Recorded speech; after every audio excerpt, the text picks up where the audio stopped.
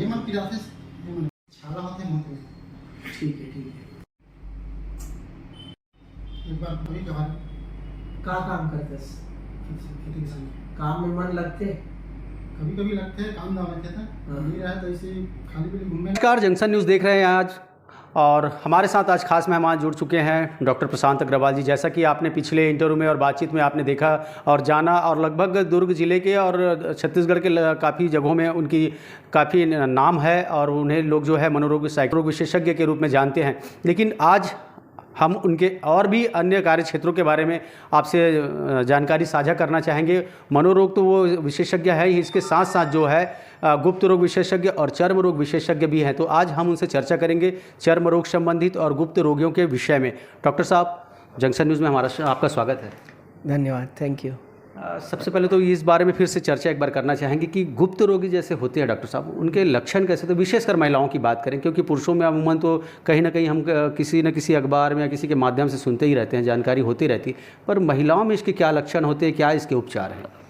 देखिए, गुप्त रोग या कहें जो सेक्सुअल डिसऑर्डर होता है महिलाओं में अनकॉमन नहीं है, यानी कि कॉमन ही है। लेकिन क्या होता है, हमारे समाज में महिलाएं जो हैं वो आगे आकर के अपनी प्रॉब्लम या समस्या को बताने में थोड़ा सा शर्माती है, घबराती है। लेकिन उनकी जो समस्या है उसका भी इलाज किया जा सकता है बिना किसी हेजिटेशन के। तो कुछ जो लक्षण मुख्य तौर पर महिलाओं में जो मिलते हैं गुप्त रोग के, वो मैं आपके साथ साझा करना चाहूँगा।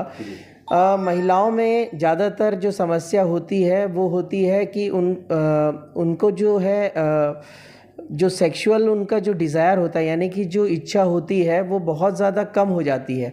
अक्सर जैसे किसी की नई नई शादी होती है या कोई अपने ससुराल में एडजस्ट नहीं कर पाता है, तो यह देखा जाता है कि उनका जो मन है वो इसमें उनकी रुचि कम होने लगती है।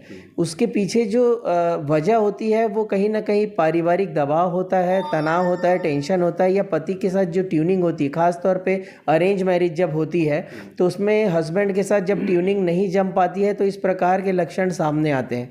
दूसरी समस्या होती है कि महिलाओं का पुरुष की तुलना में जो शारीरिक संबंध बनाने का जो समय होता है वो पुरुषों की तुलना में थोड़ा सा ज़्यादा होता है, अधिक होता है। तो इस वजह से कई बार जो है महिलाएं जो है वो अपने पार्टनर से या अपने हस्बैंड से या पति से जो है असंतुष्टि महसूस करती है, बट वो खुल कर के बता नहीं पाती है। तीसरी जो समस्या होती है, कई बार महिलाओं को जो है इन्फेक्शन हो जाता है जननांग में। उसकी वजह से क्या होता है कि जो नीचे का जो लिक्विड होता है वो कहीं ना कहीं सूख जाता है, जिसकी वजह से जब भी महिला एक पुरुष के साथ संबंध बनाती है तो उनको दर्द का अनुभव होता है या उनको जो है वहाँ पर ब्लीडिंग की समस्या होती है। तो ये जितनी भी समस्याएं हैं इसका निराकरण किया जा सकता है, इसको छुपाने की आवश्यकता नहीं है। जैसे कि पहले जो समस्या थी उसकी मैं यदि बात करूं कि महिलाओं को इच्छा में कमी आ जाती कहीं ना कहीं, उसके लिए कुछ मेडिसिन्स का प्रयोग किया जाता है, कुछ काउंसलिंग की जाती है, जिससे कि महिलाओं के अंदर वापस से जो है सेक्सुअल डिज़ायर उत्पन्न हो जाता है और वो पहले की तरह नॉर्मल हो जाती है। दूसरा कि उनको ये चीज़ें काउंसलिंग के माध्यम से बताई जाती है कि किस प्रकार से आप अपने हस्बैंड के साथ, अपने परिवार के साथ जो है अपनी दिनचर्या को मैनेज करें, जिससे कि आपको उस प्रकार का दबाव अनुभव ना हो। तीसरी चीज़ है कि जैसा मैंने बताया कि कई बार लिक्विड सूख जाता है, जिसकी वजह से महिलाओं को ब्लीडिंग या फिर दर्द की समस्या उत्पन्न हो जाती है। उसके लिए एक जेल आता है, दवाइयाँ आती हैं, जिसको यदि जननांग में लगाया जाए तो उससे लुब्रिकेशन होता है और इस प्रकार की समस्या पूरी तरीके से ठीक हो जाती है। और यदि किसी महिला को इन्फेक्शन है, सफ़ेद पानी जाने की समस्या है, कई बार ऐसा होता है कि महिला जो है उनका सफ़ेद पानी जाता है लेकिन वो डॉक्टर के पास जाने में हिचकिचाते हैं, इससे भी सेक्सुअल प्रॉब्लम उत्पन्न हो जाती है। तो इसके लिए यदि वो जितना जल्दी डॉक्टर से मिलेंगे उनका ये इन्फेक्शन की समस्या का समाधान होगा और वो पहले जैसे नॉर्मलाइज हो जाएंगे। बिल्कुल, तो डॉक्टर की सलाह परामर्श जो है आज के समय में बिल्कुल ज़रूरी है। और बात करें महिलाओं को, विशेष करके आप जहाँ तक जानते हैं, हम सभी इस बात से भली भांति परिचित हैं कि महिलाएं इस मामले में संकोची होती हैं, लेकिन आज के समय में डॉक्टर के सलाह मशवरा लेना बहुत ही आवश्यक, परामर्श लेना। डॉक्टर साहब, गुप्त रोगियों के विशेषकर लक्षण क्या होते हैं और इनके उपचार निदान के विषय में भी हमें बताइए। गुप्त रोग के जो मुख्य लक्षण जो होते हैं उसमें ये है कि यौन इच्छा में कमी आने लगती है। दिन प्रतिदिन देखेंगे कि यौन, जैसे हस्बैंड जो है वो यदि अपनी वाइफ को बोल रहा है कि मुझे आपके साथ संबंध बनाना है, तो महिलाएं कहीं ना कहीं उससे परहेज करने लगती है, पति से दूर जाने लगती है। कई बार ऐसा होता है कि उनको संबंध बनाने के बाद भी उनकी इच्छा की पूर्ति नहीं होती है।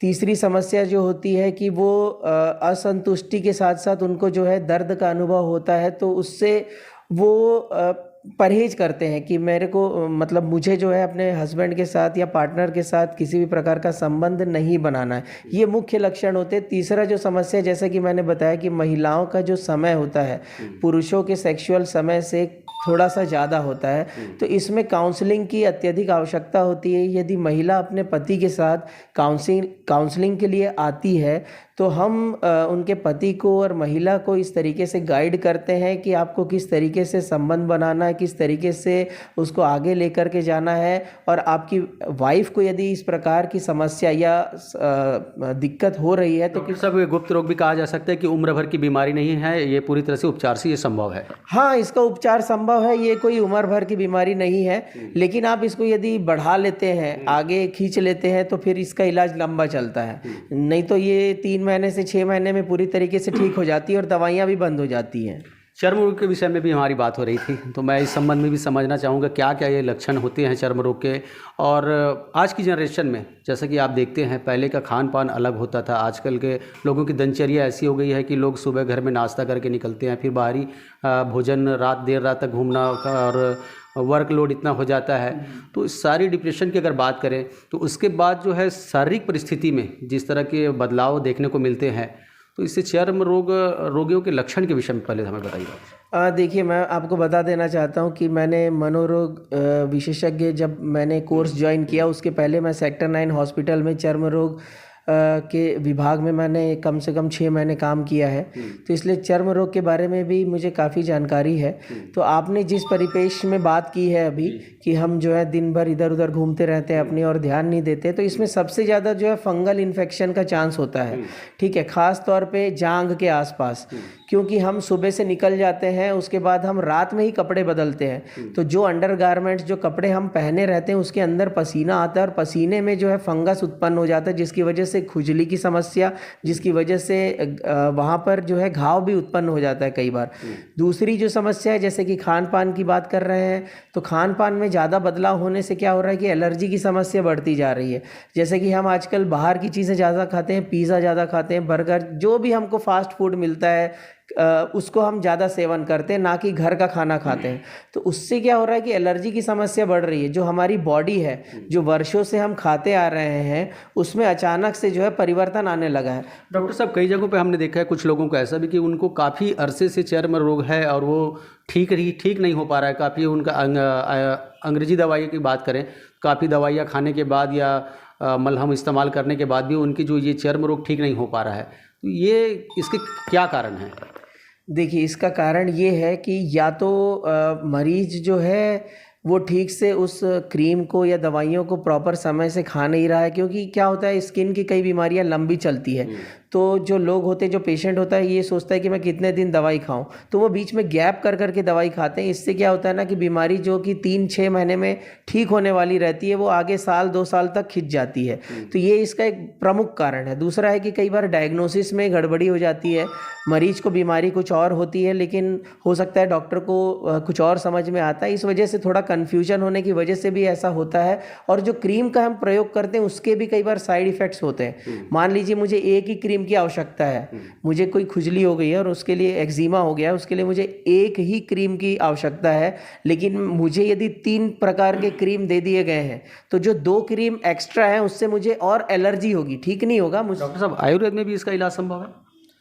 इस विषय में तो मैं ज़्यादा नहीं कह पाऊँगा, लेकिन देखा तो मैंने है कि आयुर्वेद या होम्योपैथी में जो क्रोनिक स्किन डिसऑर्डर्स होते हैं, उनका इलाज जल्दी संभव हो जाता है।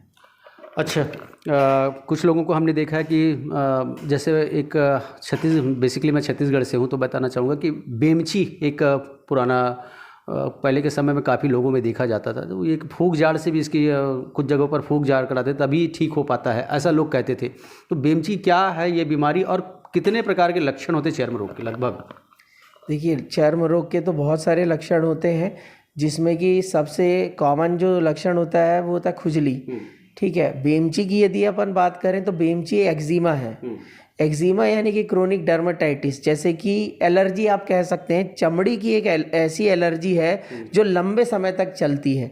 लेकिन जब मैं सेक्टर 9 हॉस्पिटल में काम करता था तो मैंने 1 साल 2 साल से जो जिनको एक्जिमा बेमची आप जो कह रहे हैं, ऐसे मरीजों को भी 1 से 2 महीने में ठीक होते हुए देखा है। उसमें ये होता है कि यदि मरीज को प्रॉपर दवाई दी जाए, उनको प्रॉपर समझाइश दी जाए कि इसमें पानी नहीं पड़ना चाहिए, आपको क्रीम लगाना है, उसके ऊपर किस तरीके से आपको जो है पट्टी लगा करके रखनी है, और टाइम टाइम पे इंजेक्शन, कुछ इंजेक्शंस होते हैं उसको लगाया जाता है, तो बेमची की जो समस्या है वो जड़ से ख़त्म हो जाती है। अच्छा, एक मेरे जहन में और आ रहा है कि कुछ लोगों को हम अक्सर देखते हैं उनके चमड़ी पर जो है वाइट, मतलब चमड़ी का एक, हाँ, चमड़ी का कलर ही बदल जाता है, वाइट स्किन हो जाता है। तो ये क्या लक्षण है और क्यों होते हैं इस तरह से लोगों के अंदर, और ये लगभग अमूमन देखें कि वो फिर दोबारा ठीक नहीं हो पाते हैं, क्या कारण है इसके? ये तो विटिलिगो होता है, जिसको सफ़ेद दाग आप बोलते हैं, है ना। तो ये सफ़ेद दाग की समस्या जो है ये एक ऑटो इम्यून डिसऑर्डर होता है। होता ये है कि जो बॉडी का जो इम्यून रेस्पॉन्स है, जैसे जो रोग प्रतिरोधक क्षमता होती है, वो हमारे चमड़ी में ही जो हमारे स्किन का जो कलर देने वाले जो सेल्स होते हैं मेलानोसाइट्स, उसके अगेंस्ट में हमारी बॉडी एंटीबॉडीज़ बना लेती है। तो उससे क्या होता है कि वो जो सेल्स जो हमारी चमड़ी को कलर प्रदान करते हैं वो सेल्स मरने लगते हैं। इसकी वजह से सफ़ेद दाग हो जाता है। तो इसमें कई बार स्टेरॉइड्स, कई बार जो है और भी प्रकार की दवाइयाँ आती हैं, जिससे कि इम्यूनिटी, जो शरीर की रोग प्रतिरोधक गलत जो चीज़ उत्पन्न हो गई है शरीर में अपने ही सेल्स के खिलाफ, उसको हम दबाने का प्रयास करते हैं, कम करने का प्रयास करते हैं, जिससे कि विटिलिगो ठीक हो जाता है। कई बार इसमें स्किन ट्रांसप्लांट भी किया जाता है, तो स्किन ट्रांसप्लांट करने से भी जो है विटिलिगो की समस्या बहुत हद तक कंट्रोल में आ जाती है, ठीक भी हो जाती है, मैं तो ये कहूँगा। कोई एक आध अपील आजकल की भागदौड़ भरी ज़िंदगी में, जैसा कि अक्सर मैं चर्चा में कहता हूँ, लोगों से कुछ अपील है आपकी इसी विषय से संबंधित? स्किन के विषय से संबंधित तो मैं स्किन से संबंधित यही जो है चीज़ अपने दर्शकों को कहना चाहूँगा कि सबसे पहली चीज़ की स्वच्छता बरतें। आप जो है तालाब के पानी में बिल्कुल जाकर के न नहाएं, नल के स्वच्छ पानी से नहाएं, रोज़ साबुन का प्रयोग करें। आपको किसी भी प्रकार की खुजली होती है, इचिंग होती है या बेमची जैसी कोई समस्या आपको लगती कि हो गई है, तो तात्कालिक तौर पर जा करके चर्म रोग विशेषज्ञ से मिलिए और अपने आप को स्वस्थ रखिए। ये थे डॉक्टर प्रशांत अग्रवाल जी। जैसा कि आप जानते हैं, मशहूर साइकेट्रिस्ट है और चर्म रोग विशेषज्ञ और गुप्त रोग विशेषज्ञ भी है, और दुर्ग में काफ़ी सालों से अपनी सेवाएं दे रहे हैं, और निरंतर हमारी बातचीत उनसे हो रही है, और भी आगे इन्हीं विषयों पर और चर्चा करेंगे। जंक्शन न्यूज़ के लिए लोकेश राव।